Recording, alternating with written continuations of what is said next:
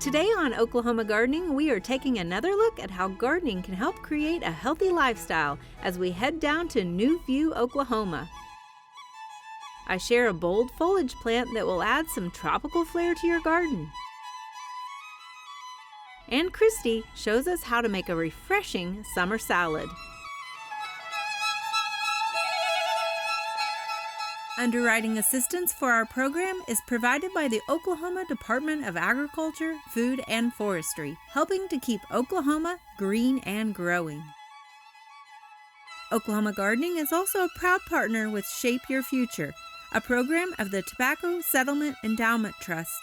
Shape Your Future provides resources for Oklahomans to make the healthy choice the easy choice. I love sharing with you guys the cool things that plants can do. We're back here at the student farm. I want to share with you a tropical plant that you might find in some Oklahoma landscapes. It's important to know which plants we are dealing with so that we can continue to maintain them successfully for years to come.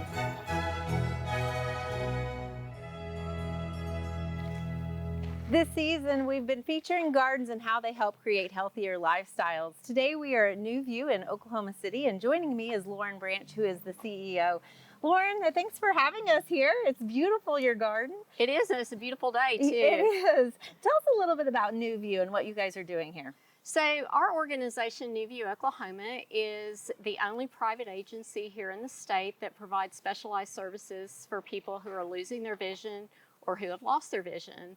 And we are also the largest employer of people who are blind here in the state of Oklahoma. And this morning, we're at our main facility in our community garden. This is where most of our employment happens here in Oklahoma. Okay, so you're employing those that are visually impaired, Yes. adults, but you also serve younger kids as well? We do. So our rehabilitation programs here in the state serve birth through older adults and everything in between. And so we're actually a statewide organization. So we've got clinics both and rehab centers both here in Oklahoma City and in Tulsa, but we've got staff that travels all over the state to serve individuals. And I know you offer a lot of different programs and that sort of stuff, but let's talk about the garden specifically. Oh, yeah. That's yes. why we're here.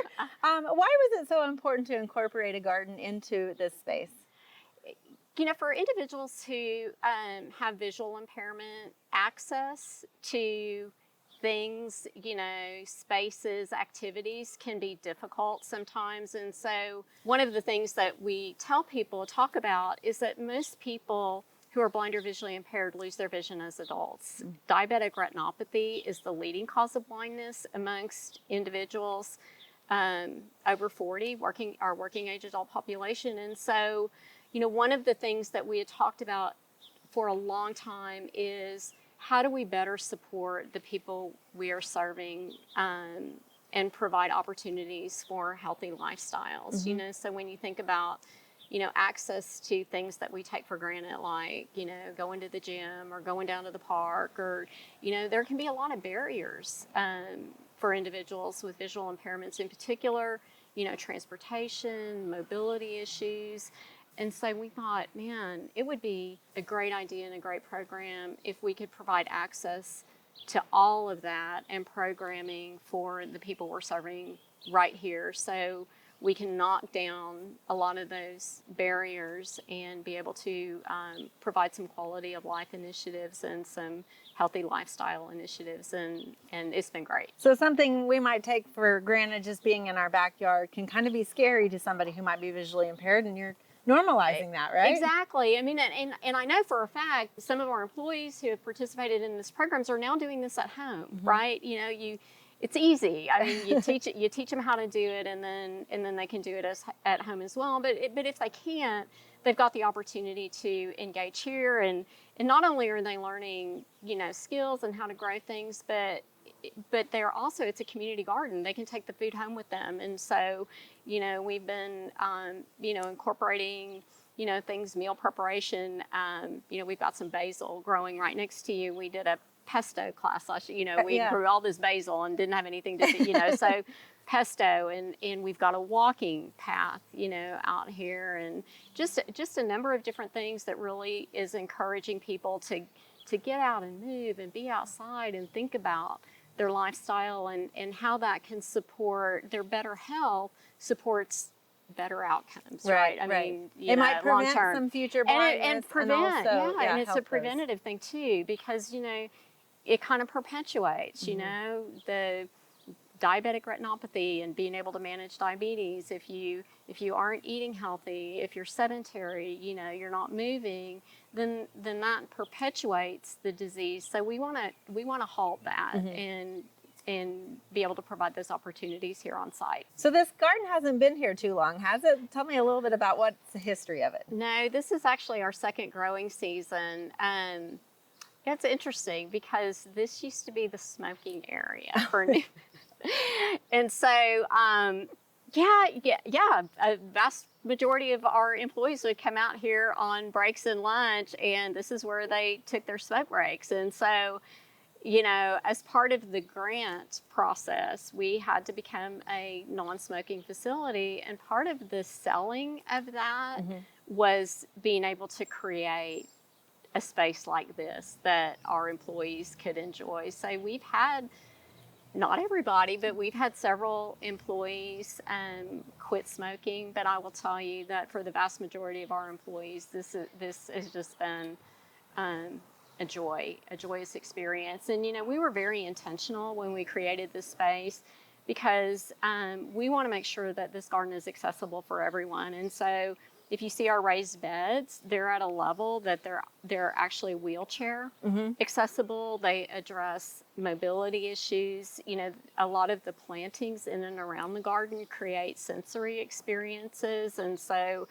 you know, we encourage the touching and feeling and smelling of everything, you know, and I think that gardening really lends itself to that. I mean, I love to garden, and I know, you know, a lot of the enjoyment I get is the tactile experience, right? And then to be able to take that and make it into something. And so, you know, we just really thought long and hard about how we wanted to make this an accessible experience for everyone. And so not only our employees use this, but we're able to do programming, you know, for our clients and enrichment programs. Our kids, you know, when we're running our kids programs, can come over here and experience it as well. Well, I love how you literally have transformed this from what was just a concrete gravel area into a garden, because I think a lot of times people think, we don't have the space, we can't do that, we don't have any soil, but you have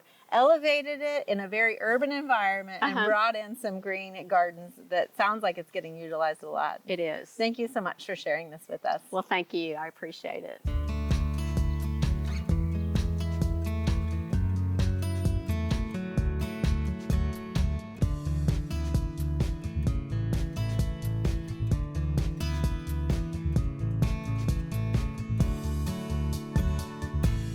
Joining us next is Julie Bisbee, who is the Executive Director of TSET. And Julie, I love featuring some of the projects that you guys are working on in communities, creating healthy lifestyles with gardens. Yeah, it's amazing, right? So we're here at NewView today, who came through a TSET grant application called our Discovery Grants. And what they've done is transformed their smoking area, kind of back of the facility area, to what is now a garden and an area with recreational equipment, fitness activities, a walking trail. It's fantastic. And I think a lot of times we think about the physical health that it promotes and the nutritional health, but it's also sort of a mental health, right? People coming out, taking breaks, and just enjoying it. Absolutely. You know, I think there's a lot of research that shows that getting into nature is good for everyone. Getting sunlight is good for everyone. And I personally am a big believer in dirt therapy. So getting your hands in the garden and doing things is great for everyone. It helps with your mental health, helps, you know, reduce stress. And I think that that's an important byproduct as well. Absolutely. So TSET is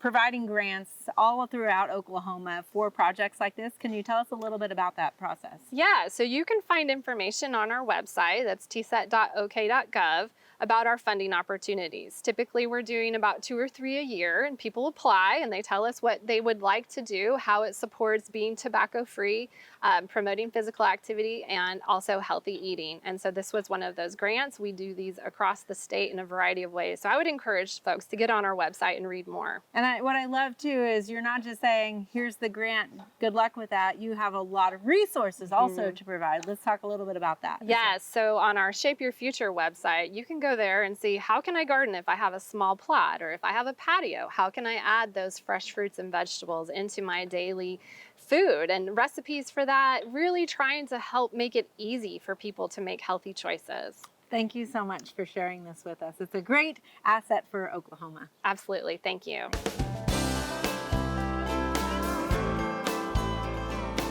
For more information about Shape Your Future, visit their website.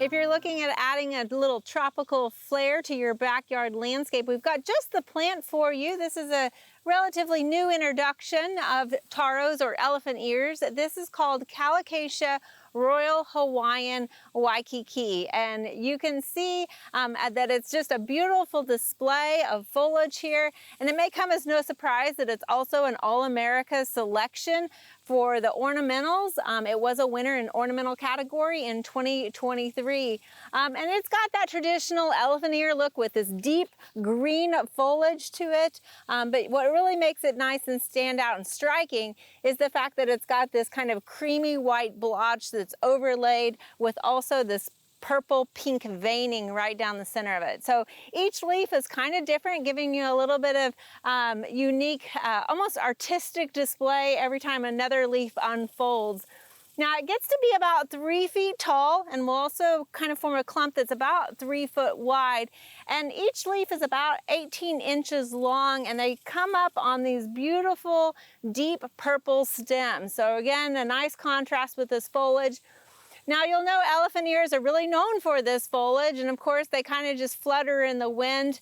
This particular one has been kind of noted as having really good resistance to wind damage, and we can say that we have noticed that here in Oklahoma also, with it being holding up to all of our rains that we had this spring.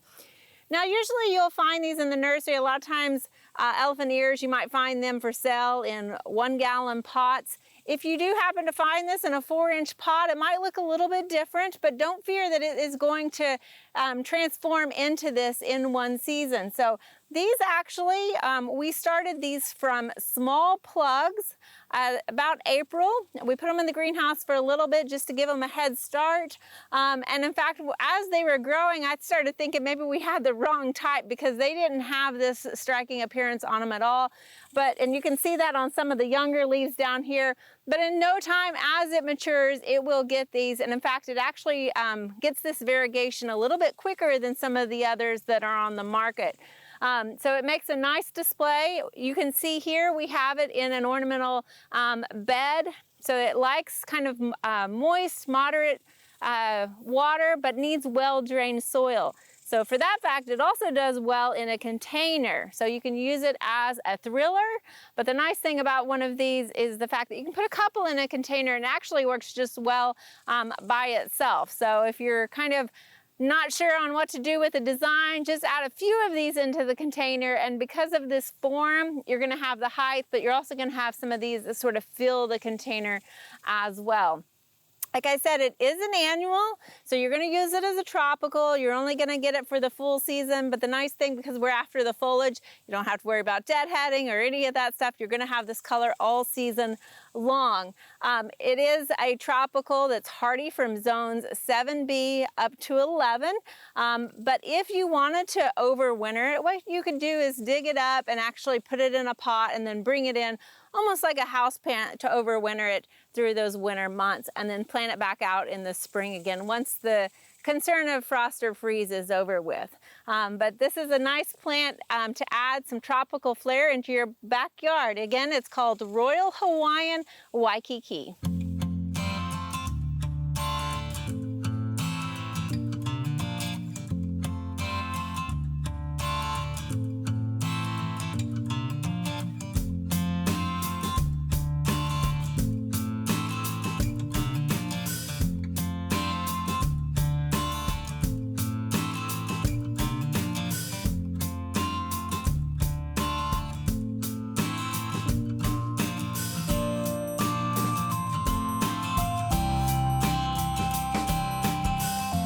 Today we're making a pineapple cucumber jalapeno salad.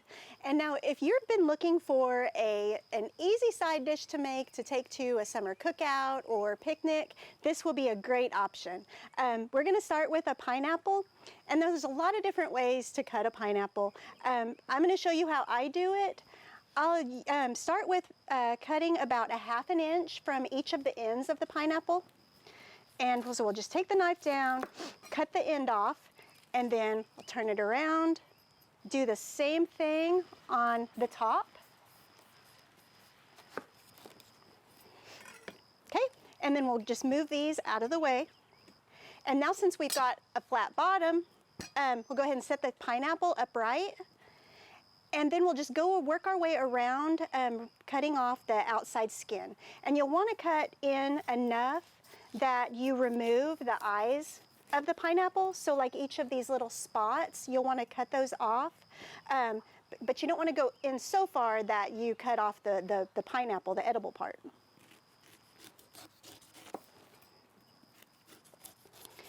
And if you miss any of the spots, like right here, you can always go back in with the knife and get those later.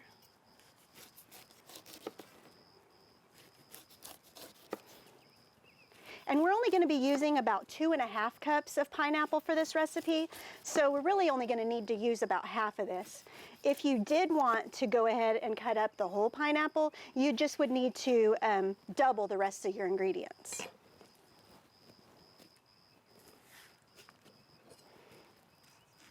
Okay, and now we just go back through and try to get rid of some of those eyes that were left on there. Okay, and then again, since we're only using half of the pineapple, you could at this point just cut it in half, and that way you can save the other half of the pineapple, just put it in the refrigerator. But I usually like to cut around the core, and the core of the pineapple is right, you'll see that little circle right in the center. That's the part that you want to cut around. You don't want to leave that part. It's not really edible. So I just usually will go around and cut out the sections, like 4 sections around that core.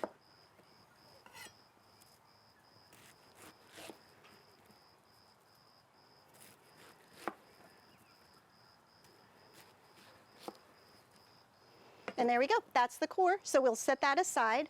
And then this part is all of our edible portions, which we're only gonna need about 2.5 cups. So I'm just gonna work with 2 of these sections for now, and we'll set the other part aside. And so for this, we'll just go ahead and chop this part.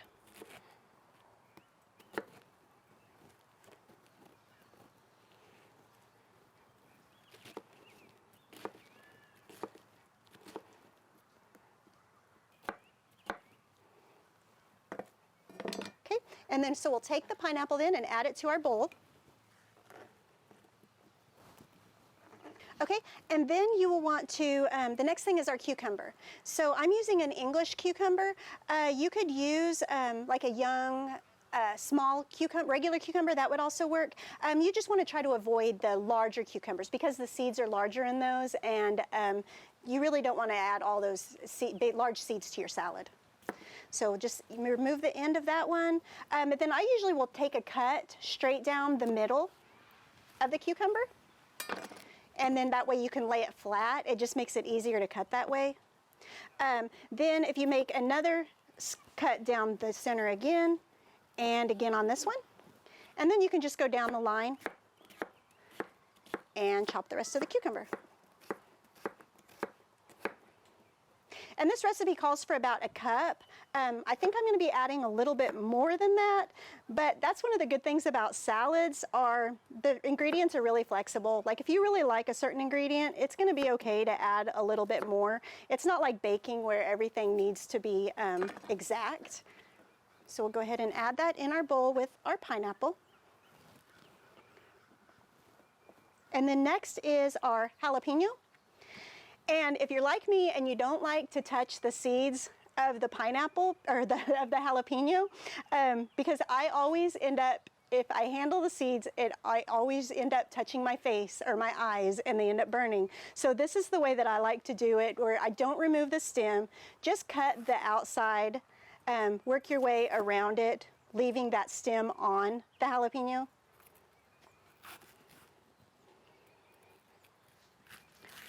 Of course, watching your fingers, making sure you don't cut your fingers.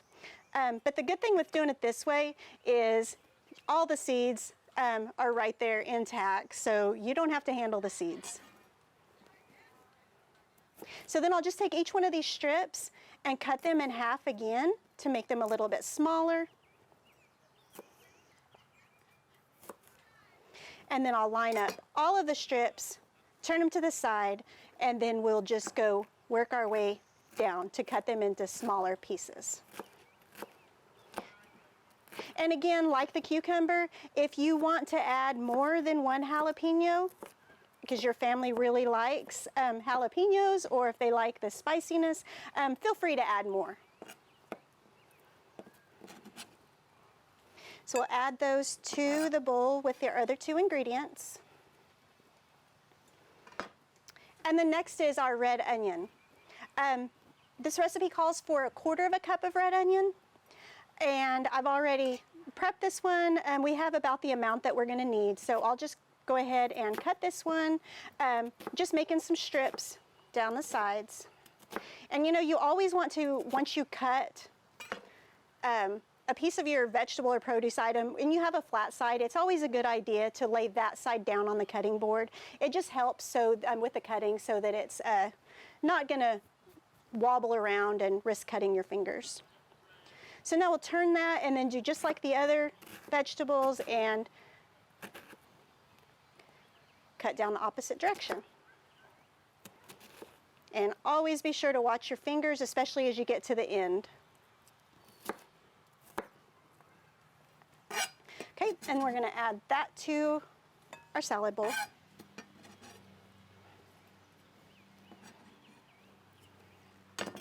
Okay, and then next is our lime. We're just going to add the juice of one lime. So we'll cut that in half.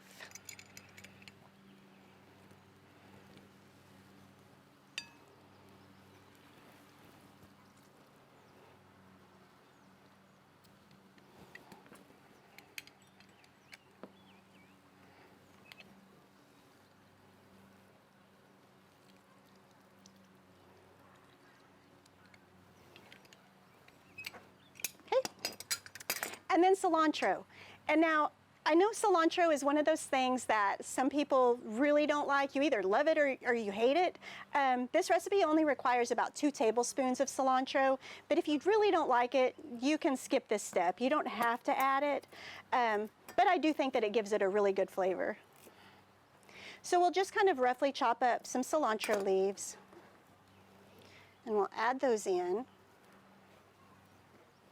And you could probably use another herb too, like if you wanted to add in maybe some mint, that would probably also work just as well, or maybe some parsley.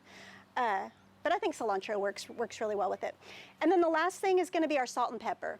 And I've just got a little bit of salt and pepper measured out, and you can just salt and pepper to taste. There's no certain amount, or you could even try it without the salt and pepper to see if you really need that or not.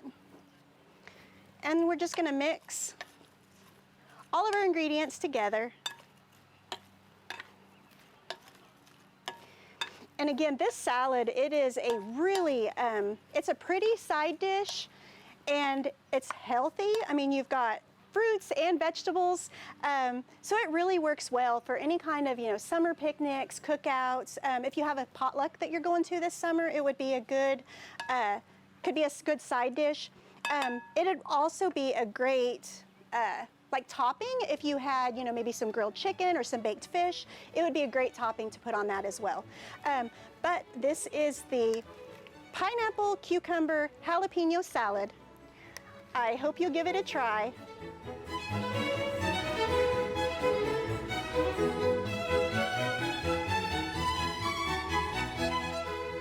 For this recipe and more like it, scan this QR code.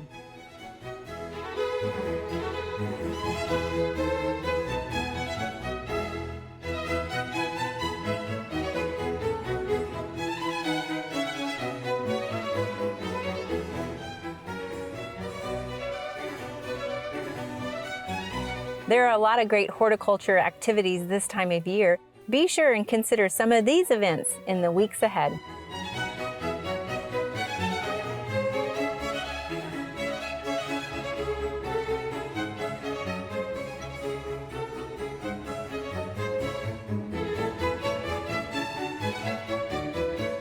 The summer is heating up, so join us right back here next week for another cool Oklahoma gardening.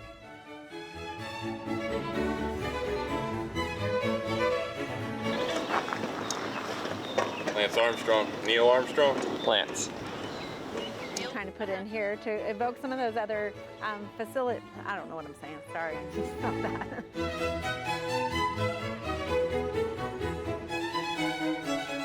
To find out more information about show topics as well as recipes, videos, articles, fact sheets, and other resources, including a directory of local extension offices, be sure to visit our website at oklahomagardening.okstate.edu. Join in on Facebook and Instagram. You can find this entire show and other recent shows as well as individual segments on our Oklahoma Gardening YouTube channel.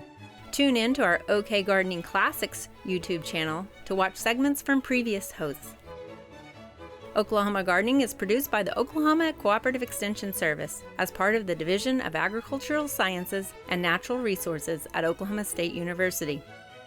The Botanic Garden at OSU is home to our studio gardens, and we encourage you to come visit this beautiful Stillwater gem. We would like to thank our generous underwriters, the Oklahoma Department of Agriculture, Food, and Forestry, and Shape Your Future, a program of the Tobacco Settlement Endowment Trust. Additional support is also provided by Greenleaf Nursery and the Garden Debut Plants, the Oklahoma Horticulture Society, the Tulsa Garden Club, and the Tulsa Garden Center.